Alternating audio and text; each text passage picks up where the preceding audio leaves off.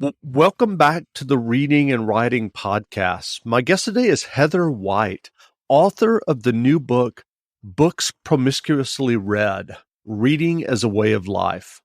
Heather, welcome to the podcast. Thank you. Delighted to be here. Sure. Well, I'm curious, what led you to write your new book, Books Promiscuously Read, Reading as a Way of Life?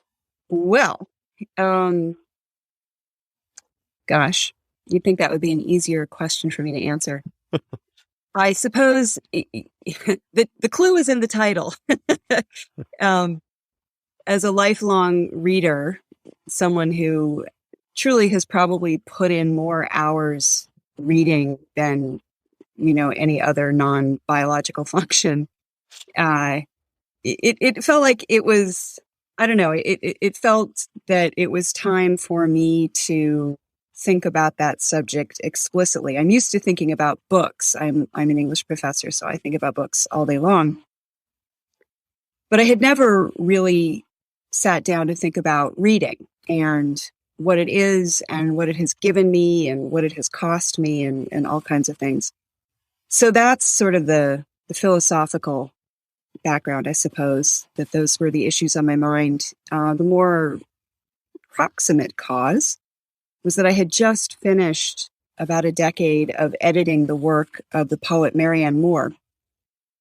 I edited 3 editions of her work, culminating in a new collected poems, so the whole Marianne Moore, soup to nuts. And I loved that work. It was fascinating. I really had a ball doing it. But during those 10 years, I was also reading constantly, and it just felt like I had this huge, I don't know what, a pressing mass of other books I'd been thinking about and things I wanted to talk about. And so it all just came together and I wrote this book. So you mentioned earlier what it's cost you, meaning what reading has cost you. How would you characterize that?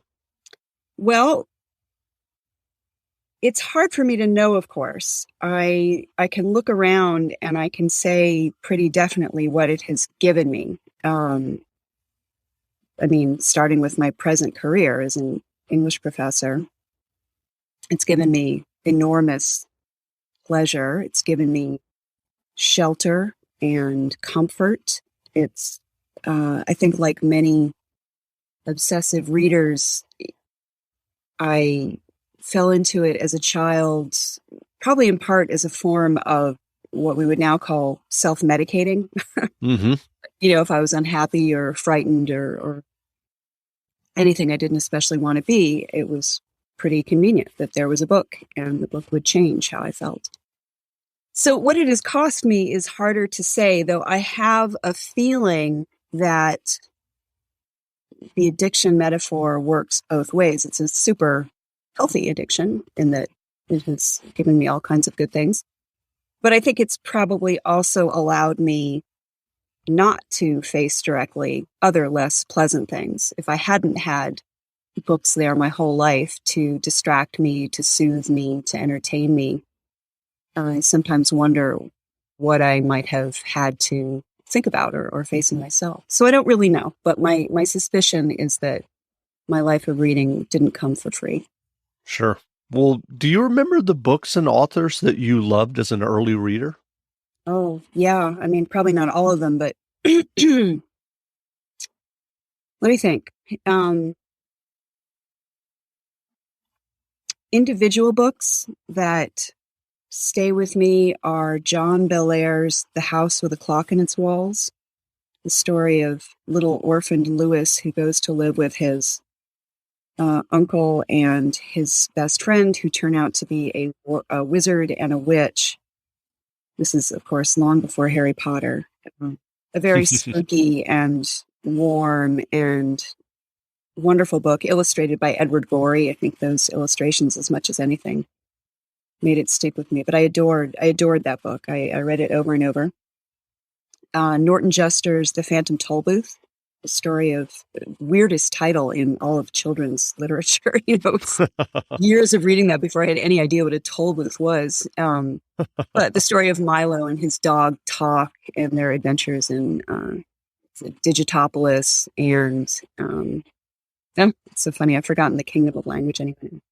I read that over and over. I more or less memorized it.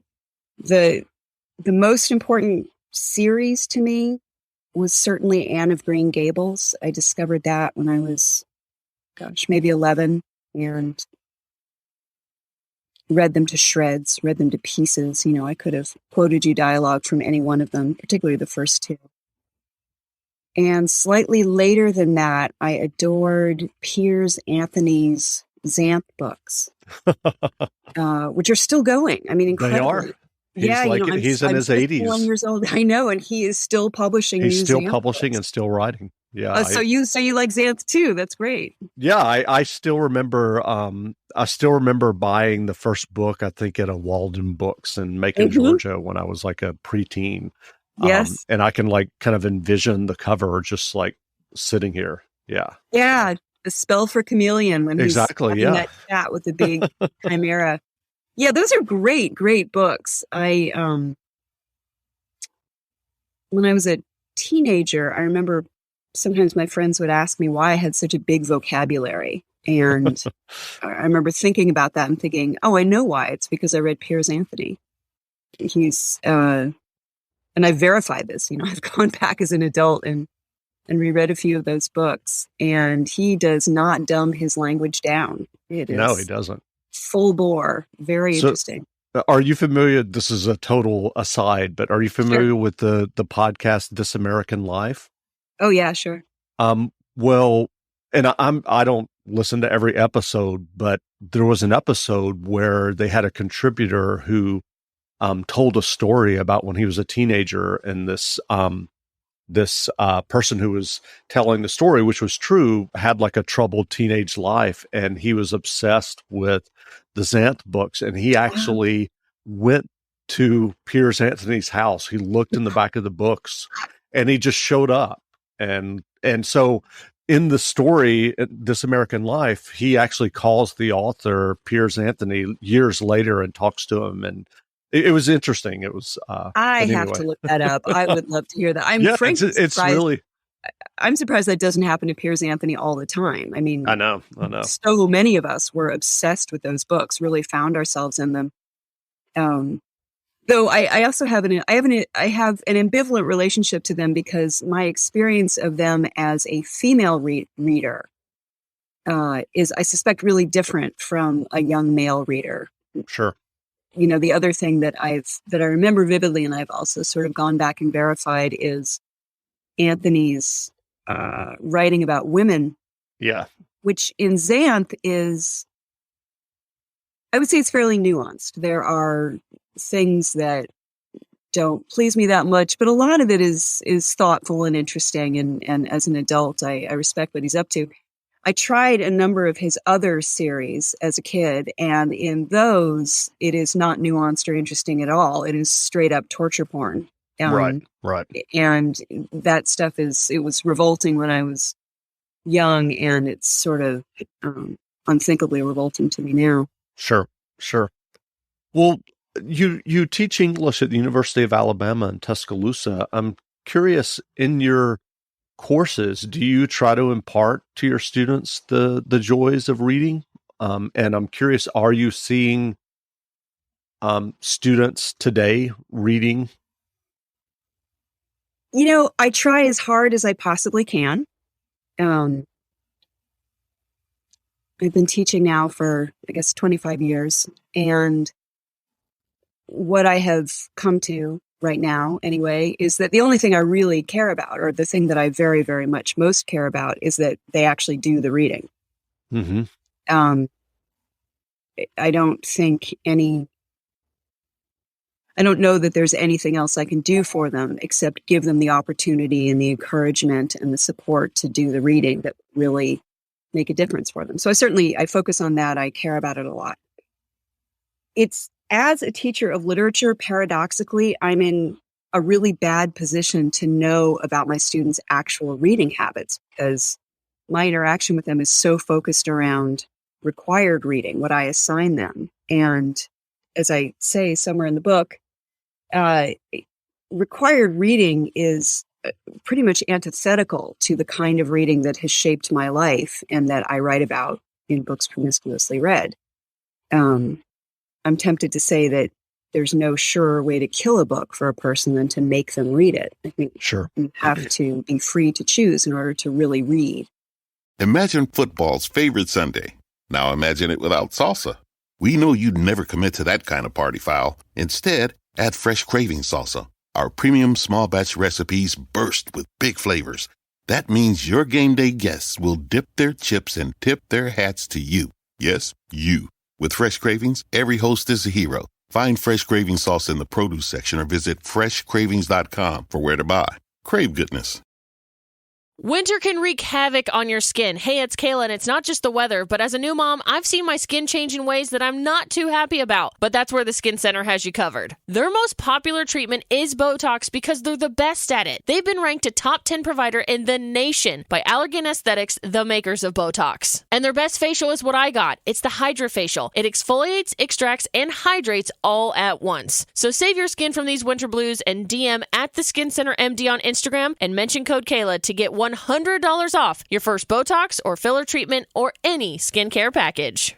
So I feel like I'm in a strange position where I, of course, want to assign books that I love, and yet I think I can't really assign a book without killing it a tiny bit. So that's an uncomfortable feeling. No, it's interesting because I totally hear what you're saying. At the same time, I think that those assignments, if the students are open to it, can expose them to books that they may not have considered in terms of that kind of serendipitous reading experience. I remember when I was a junior in high school, maybe a senior, I think it was a junior, we were assigned Robert Penn Warren's All the King's Men. Mm-hmm. I don't know if you've read that. I have. And I still vividly remember, like, I stayed up really late reading it, and I went into class, and like, I think I was like the only person who had read it. Sure. And I was like raving about it, and people were like looking at me like, "What are you talking about?" Yeah. An experience that all of us readers have had in high school. Yeah. And it was kind of funny because, like, that's, to your example, that's not something that would have been on my shelf or that I would have picked up without it being assigned. But, well, that's my hope. My hope is that as a teacher of literature, I can essentially through the back door, give them some good books, and that maybe if they don't have leisure to read them or think about them now, when they do, they might remember them. They might come back. But yeah, it's funny that I feel that mostly in assigning books, it's like I have to sneak good books into them. Gotcha. Well, oftentimes you'll hear people discuss or write about books that are guilty pleasures. What are your thoughts about the concept of guilty pleasure reading? Yeah, I don't believe in it. I'm such a passionate advocate of doing away with the concept of guilt in relation to reading altogether. That, I mean, that has no place in my mental universe. The thing that makes me saddest, I mean, almost the reason I wrote this book, is when I talk to people about reading and they say some version of, "Oh, I love to read, but I just feel so bad when I do it. I feel so guilty about it." And people say this all the time, and it just drives me mad. I just want to say, what in the world do you think? Seriously, what do you think you have to do that's more important than sitting down and reading a good book? Now, I mean, I say that knowing that many people have lots of things they have to do rather than sit down and read a good book. So I'm certainly not talking about people who have tough lives or things they need to do. But no, I mean, the idea that you wouldn't read a book because you have to, or you think you have to double check your grocery list or something. Like, no, just sit down and read a good book. But also, and this is really more to the point with your question, I'm agnostic about what people read. I don't think I or anybody else is in any position to tell people what a good book is. C.S. Lewis has a fantastic short book called An Experiment in Literary Criticism, which forget my book. Everybody should go read C.S. Lewis and Experiment in Criticism, in which his essential thesis is we should all strive to find as much good in literature as we can. And above all, we must understand that even if people are reading books that we think are terrible, no one of their own volition reads a book that they think is terrible. So the idea of going in and policing someone's reading, saying what you're reading is no good and you're wrong to do it, it just really totally misunderstands the nature of reading, why people do it and what they get out of it. And it's perfectly fine to say that's a book I can't find anything in it, has nothing for me. But why you would ever want to take someone's pleasure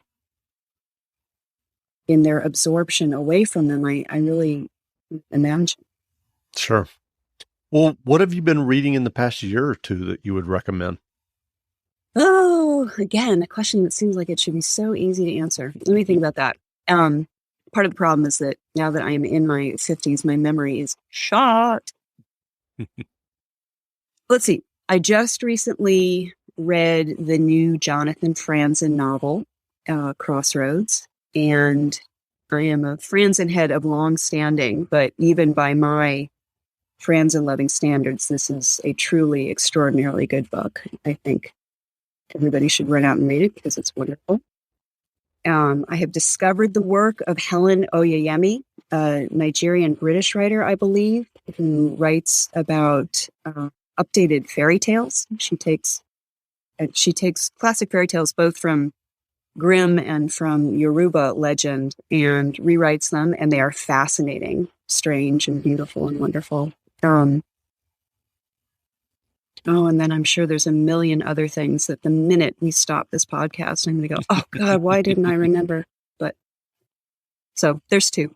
That's great. Well, I'm curious, have you made the switch to ebooks or do you prefer physical books? No, I still prefer physical books. I have a Kindle and I love the Kindle. There are certain things that the Kindle does very, very well. And the one thing it does beautifully is it takes all the physical pain out of reading massive, heavy books. So I always recommend, for example, that if people are going to read Infinite Jest, they should absolutely do it on a Kindle because it's a nightmare to read it any other way. It's heavy. You can never get a good angle on it. But most importantly, about 200 of its pages are footnotes. And unless you want to spend half your life flipping to the back of the book, you should get a Kindle where you can just tap a little hot linked number and it takes you right to the notes and right back to the text. So, what Kindle does, it does very well. But I guess, I don't know, either it's habit or, well, it's probably just habit, but I like the heft of a book. I like everything about it. I'm curious, is there a book or two that you often recommend if someone asks you for a book recommendation? It depends on the person. I make book recommendations constantly, but I'm always, trying to be mindful of who I'm talking to because there's almost no such thing as an all-purpose book. However, that said, I would say that a book that I just adored, fell into, and never quite clawed my way out of is Susanna Clarke's Jonathan Strange and Mr. Norrell. Mm-hmm. A massive book about a fictional 19th century England in which magic is operative and practiced more or less like a science. I don't know. If you're a reader of any interest in vintage, it's hard for me not to imagine, or it's hard for me to imagine not getting drawn into that book and held there forcibly. When people ask me, what is the best book you've ever read? My unhesitating answer is Middlemarch. I would say if you're only going to read one novel, if you want to know what a novel is and what it can do and why it matters, go read George Eliot's Middlemarch, because you just can't have a better time and no one knows more about human nature, and that's where it all happens. My father is reading it right now, actually. My 79-year-old father heard me say that and actually picked it up, and he's loving it. So every day now, he gives me an update on what's happening in the world of Middlemarch. So I'm curious, are you a member of a book club? I'm not, and I have a bad conscience about that because I've tried book clubs. In my life, I've tried maybe 3 times to be part of a book club, and I have never made a success of it, which I blame on myself. I don't know what it is. It may be as simple as so much of what I get out of reading is the solitariness of it. But I think it's also that every time I've tried to be part of a book club, I really wanted to talk about the book, and most people there haven't read it. Yeah. That's just, I'm missing the point of the gathering. Yeah. I don't know. Someday I'll find my book club. I'd love to. That's great. Well, where can people find you online if they'd like to learn more about you and your new book? Well, they can find my book anywhere books are sold. It's on Amazon. It's all over the place. About me, gosh, I don't know that anybody can find anything much about me online. I have not led a very interesting online life. And anyway, I'm not that interesting. You should just go read the book and see what you think. That's great. Well, again, we've been speaking with Heather White, author of the new book, Books Promiscuously Read, Reading as a Way of Life. The book is on sale now, so go buy a copy. And Heather, thanks for doing this interview. Thank you so much, Jeff. Great. That was wonderful.